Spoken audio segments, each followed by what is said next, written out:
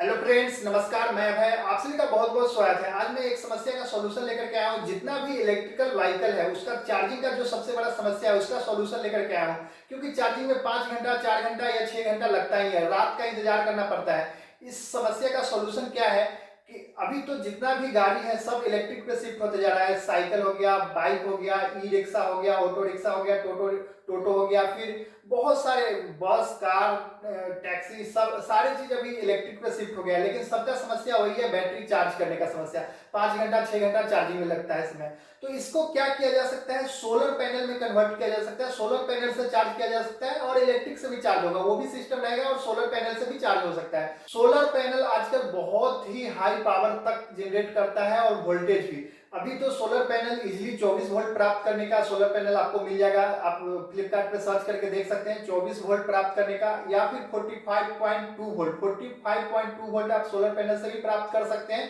और जो भी मोटर यूज होता है, साइकिल में यूज होता है 24 वोल्ट का मोटर, और 24 वोल्ट उसको चाहिए। दो बैटरी ज्वाइन करके 24 वोल्ट उसको देते हैं साइकिल का मोटर का। या फिर रिक्शा का जो मोटर है, ई रिक्शा का जो मोटर है, उसमें 48 वोल्ट से 60 वोल्ट तक चाहिए। तो 48 वोल्ट से 60 वोल्ट तक 48 वोल्ट चाहिए, तो 48 वोल्ट तो सोलर पैनल से प्राप्त कर सकते हैं। या फिर आप ई रिक्शा भी चल जाएगा सोलर पैनल से। उसके बाद बाइक भी चल जाएगा। बाइक में भी 48 वोल्ट का मोटर लगा रहता है, 72 वोल्ट तक लगा रहता है, 48 वोल्ट से 72 वोल्ट। तो ये सोलर पैनल 45.2 वोल्ट प्राप्त हो जाता है। और उससे भी हाई रेंज का लीजिएगा तो उसमें आपको 60 वोल्ट तक प्राप्त हो जाएगा। ठीक है, सोलर पैनल जो है वो आपका पावर जो जनरेट करेगा, वो बैटरी जो पावर जनरेट करता है उससे ज्यादा सोलर पैनल पावर जनरेट करेगा। 700 वाट भी जनरेट करता है, 300 भी वाट जनरेट करता है। आप जिस तरह का सोलर पैनल लीजिएगा उस तरह का वाट जनरेट होगा, पावर जनरेट होगा। ठीक है, तो आपको जो इलेक्ट्रिक बाइक है, इलेक्ट्रिक बाइक में आपका सबसे पहले साइकिल पे आते हैं। साइकिल का जो पावर चाहिए वो 250 वाट चाहिए। 250 वाट साइकिल का जो मोटर होता है, या फिर हब मोटर होता है, उसको चाहिए 350 वाट। तो 350 वाट का इजिली सोलर अवेलेबल है और 24 वोल्ट भी देता है। तो उसमें बैटरी चार्ज हो जाएगा, क्योंकि 24 वोल्ट का बैटरी लगा रहेगा दो पैरेलल कनेक्शन में। आप 12 वोल्ट का भी सोलर पैनल लीजिएगा तो भी चार्ज होगा, सिंगल सिंगल बैटरी, क्योंकि वहां पे 12 वोल्ट का ही बैटरी यूज होता है, दो यूज होता है साइकिल में। ठीक है, दो बैटरी को सीरीज में कनेक्शन करके 24 वोल्ट प्राप्त किया जाता है। उसी तरह से बाइक में जो बैटरी यूज होता है, दो बैटरी का कॉम्बिनेशन करके जिस बाइक में यूज होता है, वहां पे आप सोलर पैनल 12 वोल्ट से भी चार्ज कर सकते हैं, या फिर 24 वोल्ट इजिली आपको मिल जाएगा। तो 24 वोल्ट से आप चार्ज कर सकते हैं। यदि 48 वोल्ट का है बैटरी, तो दो 24 वोल्ट का सोलर पैनल का कॉम्बिनेशन आप 48 वोल्ट प्राप्त कर सकते हैं, उससे चार्ज कर सकते हैं। ठीक है, तो इस तरह का कॉम्बिनेशन आपको बैठाना होगा। आपका मोटर का पावर कितना है और वोल्टेज कितना चाहिए, ठीक है, उस हिसाब से आपको सोलर ढूंढना होगा, सोलर पैनल लगाना होगा। साइकिल में सोलर पैनल कैसे अरेंज कर सकते हैं, जब आप साइकिल चला रहे हैं तो सोलर पैनल इस तरह से दोनों साइड, कैरियर पे दोनों साइड गिरा हुआ रहेगा। जैसे ही आप साइकिल को लगाएंगे तो इस तरह से स्टैंड लगा रहेगा, उसका स्टैंड रहेगा नीचे से। जिस तरह से ट्रेन में देखते हैं खाना खाने के लिए रहता है, खाना खाने के बाद नीचे गिरा देते हैं, फिर खाना खाना खाना खाने समय ये स्टैंड पे एक टेबल खड़ा कर लेते हैं। उसी तरह से सोलर पैनल खड़ा हो जाएगा, साइकिल लगाएंगे चार्ज होगा। और सोलर पैनल नीचे गिरा हुआ रहेगा तो भी चार्ज होगा। बैटरी को एडिशनल एनर्जी मिलते रहेगा, बैटरी को पावर सप्लाई मिलते रहेगा, तो बैटरी जल्दी डिस्चार्ज नहीं होगा।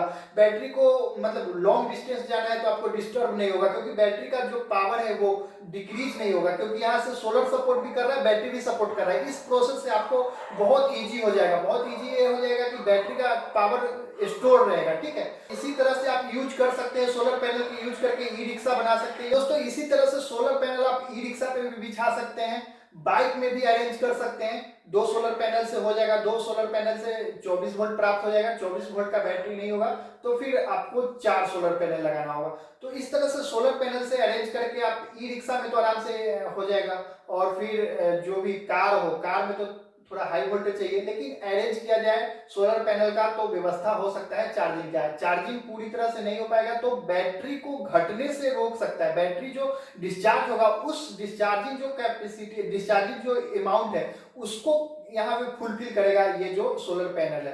तो कार कहीं पे धूप में लगेगा, अभी तो धूप का गर्मी ज्यादा, तो पूरा 12 महीना में ज्यादा तो धूप वाला ही समय रहता है, तो उस समय के लिए आपको ये एनर्जी देते रहेगा और डिस्चार्ज होने से रोकेगा, और बहुत हेल्प हो सकता है सोलर पैनल लगा करके।